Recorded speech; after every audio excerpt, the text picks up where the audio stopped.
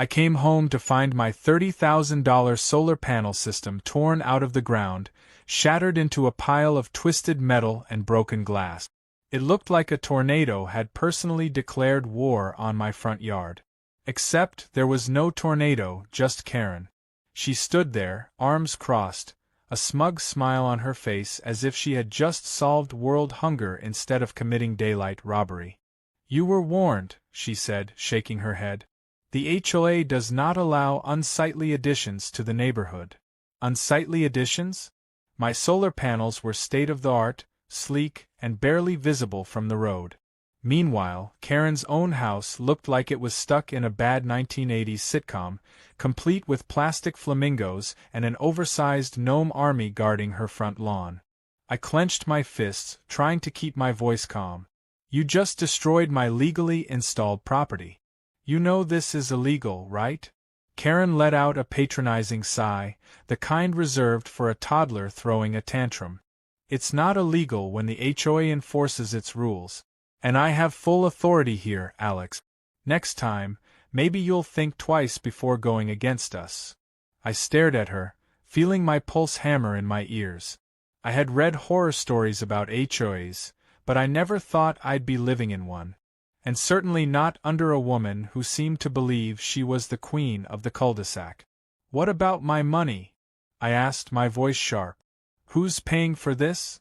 Karen gave me a sickly sweet smile. "Not my problem. Maybe next time, follow the rules." Then she turned around and walked away, leaving me standing there, watching the wreckage of what had been my prized energy solution. The worst part? The HOA had no jurisdiction over solar panels in this state.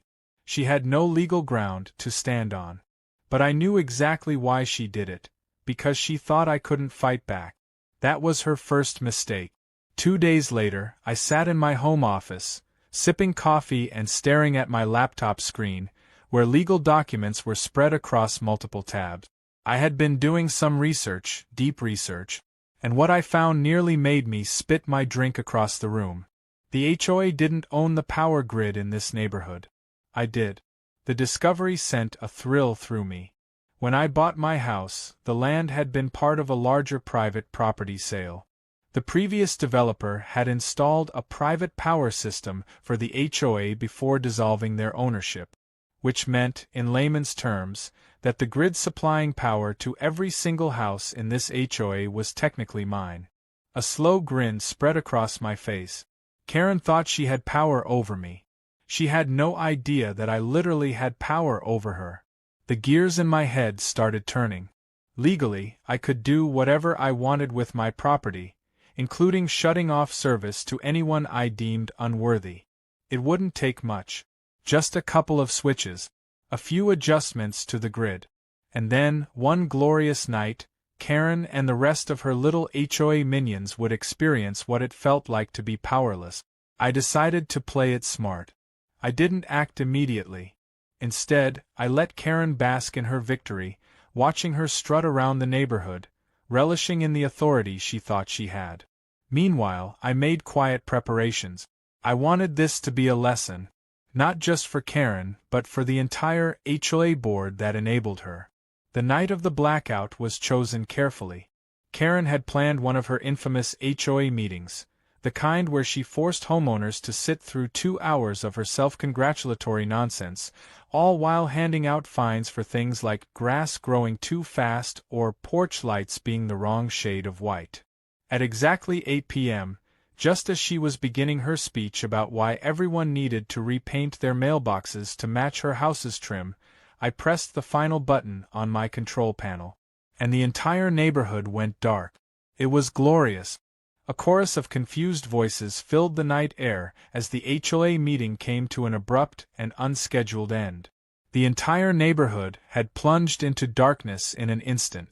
Porch lights, street lamps, security cameras, and even Karen's obnoxiously bright chandelier, which she insisted made her living room look like a palace, all flickered off simultaneously. Panic spread as homeowners shuffled around, muttering in confusion, their phones lighting up the dim streets like fireflies. Karen's voice cut through the night, sharp and demanding. "What the hell is going on? Someone get the power company on the phone. I stood on my front porch, sipping a cold beer and watching the chaos unfold. Neighbors stumbled out of their homes, some already dialing customer service, others yelling across lawns to see if anyone knew what had happened. I had to fight the urge to grin. No one knew. No one suspected a thing. After 10 minutes of shouting, Karen decided to take charge. She stomped over to her assistant, a frazzled man named Richard, and snapped her fingers. Call the electric company. I want an explanation. Now. Richard fumbled with his phone, whispering something under his breath before holding it up to his ear. A few moments later, he frowned. They're saying there's no outage in the area. No service issues. Karen's head whipped around. That's impossible. Look around. Do you see any lights on? I decided it was time to make my move. I walked casually toward the crowd, feigning concern like everyone else. Strange, isn't it? I mused aloud. An outage that only affects the HOA neighborhood? Nowhere else in town. Karen turned, her eyes narrowing. What do you know about this? I shrugged. I know that the power grid here isn't controlled by the city. It's private. I let the words hang for a moment, enjoying the slow dawning of realization creeping onto her face. Richard gulped audibly. Wait, private? Then who? I smiled. Me. The crowd fell into stunned silence. A few neighbors gasped, while others exchanged confused glances. Karen's face twitched, her brain clearly working overtime to process what she had just heard. What do you mean you? She snapped. I own the grid. The power lines, the transformers, the whole system. The HOA doesn't own it. They just use it. Or, well, they did. I took a sip of my beer, letting the words sink in. Karen's mouth opened and closed like a fish gasping for air. She pointed an accusing finger at me. You're lying. I pulled out my phone and, with a few taps, displayed a scanned copy of the property deed and utility record. I turned the screen toward her. Go ahead. Read it. Karen snatched the phone from my hand, her eyes darting across the document. As she read, her face went through an entire roller coaster of emotions: confusion, disbelief, horror. The color drained from her cheeks. This can't be right, she whispered. The HOA has jurisdiction over everything in this community. Not this, I corrected, slipping my phone back into my pocket. Turns out, the developer sold off the power grid with part of the land years ago. And I bought that land. Richard let out a low whistle. So, you can turn it back on, right? I nodded. Of course. I just don't feel like it. The crowd erupted in murmurs. Some homeowners, now fully aware of the situation, started directing their frustration at Karen. Wait, one woman piped up. So, this means Alex can cut off power whenever he wants? A man from down the street groaned. Oh, that's just perfect. So, what? We have to pay him for electricity now. I held up my hands. Not exactly. I'm not charging anyone anything extra. I was perfectly happy keeping the power running smoothly for free. But then Karen decided she could destroy my solar panels and get away with it. A ripple of anger moved through the group. Homeowners who had previously tolerated Karen's antics were now eyeing her with suspicion and frustration. The reality of the situation had finally sunk in. She had poked the wrong bear, and now they were all paying for it. Karen's composure cracked. You can't do this. This is extortion. You have to turn the power back on. I took another sip of my beer, letting the silence stretch just long enough before responding. I don't have to do anything. But I'll make you a deal. I'll turn the power back on right now if you agree to 2 things. Her eyes narrowed. What things? First, you will personally replace every single solar panel you destroyed. I gestured toward my property, where the remains of my system still lay in a pathetic heap. At your own expense. No HOA funds. No sneaky fines against other homeowners. Your money. Karen's lips thinned. And the second? You resign as HOA president. Tonight. A collective gasp swept through the crowd. Karen's eyes bulged, her hands balling into fists. You can't be serious. I shrugged. Fine. Enjoy the blackout. The murmurs in the crowd grew louder. A few people whispered to each other, agreeing that maybe it wasn't such a bad idea. Then a man named Jeff, who had been fined last month for having an unauthorized garden gnome, stepped forward. You know what? I second that. Let's vote. Karen whirled around. What? Jeff crossed his arms. A vote. Right now. All in favor of Karen resigning. One by one, hands started going up. Slowly at first, then more confidently. Karen's face twisted in horror. You ungrateful traitors, she shrieked. The last hand went up. The decision was clear. Karen stood there, fuming, shaking, unable to process what had just happened. I didn't say another word. Instead, I pulled out my phone and tapped a single button. And the lights came back on. For everyone except Karen's house. Karen stood frozen in the middle of the street, her expression flickering between disbelief and outrage as the entire neighborhood around her lit up, except for her house. Porch lights glowed, street lamps hummed back to life, TVs flickered on behind curtains, and the warm buzz of electricity returned to every home but hers. People cheered, relieved that the blackout was finally over. But Karen? She was still stuck in the dark, both literally and figuratively. She spun around to face me, eyes burning with fury. Turn my power back on. Right now. I took my time sipping the last of my beer before answering. No. A vein in her forehead pulsed. This is illegal. You can't cut off my electricity just because you feel like it. I smiled. I didn't cut off your electricity. The grid's back on.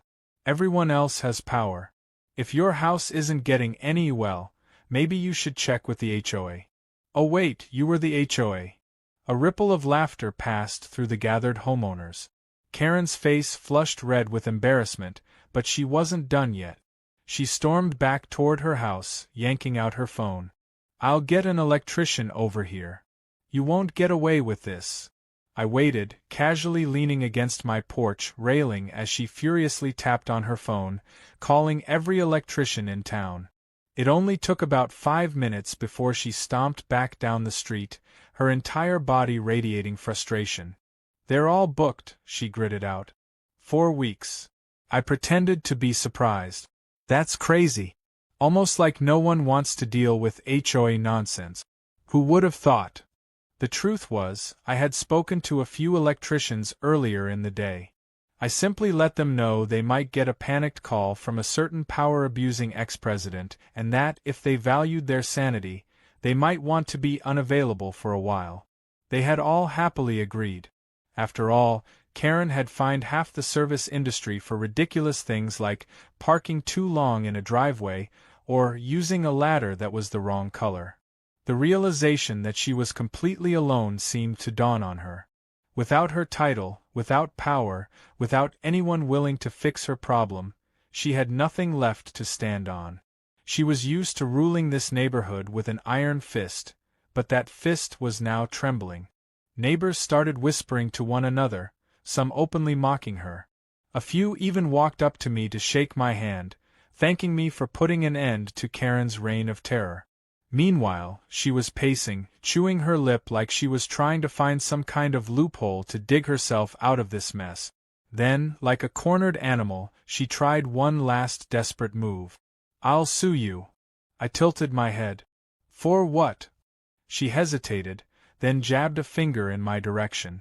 For cutting off my power. You're violating some kind of law. There has to be something illegal about this. I sighed dramatically. Karen. I own the power grid, remember? There's no law that says I have to supply power to a private property. Especially one that violated my property rights first. If anything, I could sue you for destruction of my solar panels.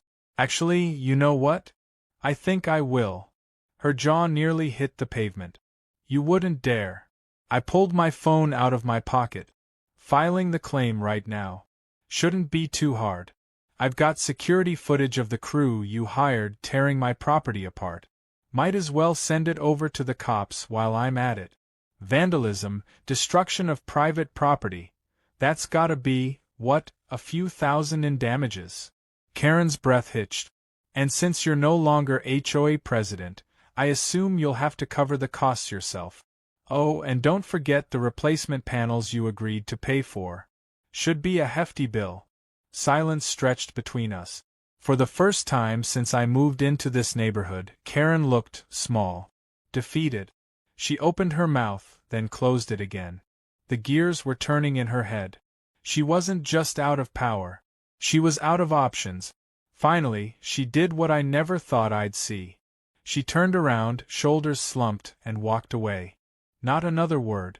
Just the sound of her shoes scraping against the pavement as she disappeared into her dark, powerless house. The crowd started dispersing, people laughing and chatting as they returned to their homes. Jeff, the guy with the gnome collection, clapped me on the back. "That was the most satisfying thing I've ever seen."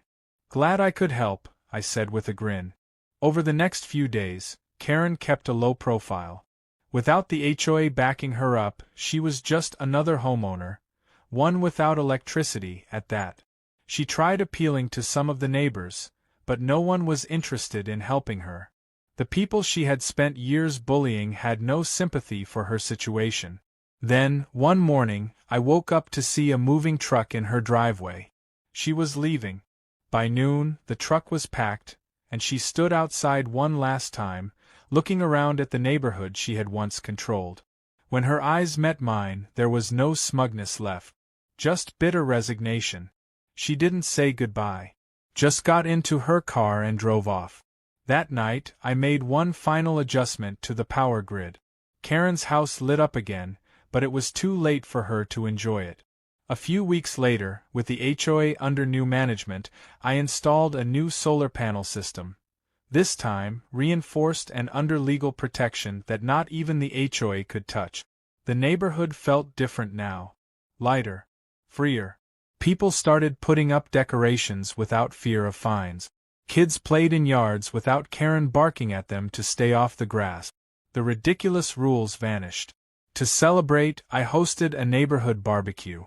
For the first time in years, people actually came together, not out of obligation, but because they wanted to. It was a good night. And just for fun, I installed one last addition, a solar-powered spotlight, aimed directly at Karen's old house. It switched on every night at sunset, bathing the empty property in a warm, golden glow. A reminder of what happens when you mess with the wrong guy.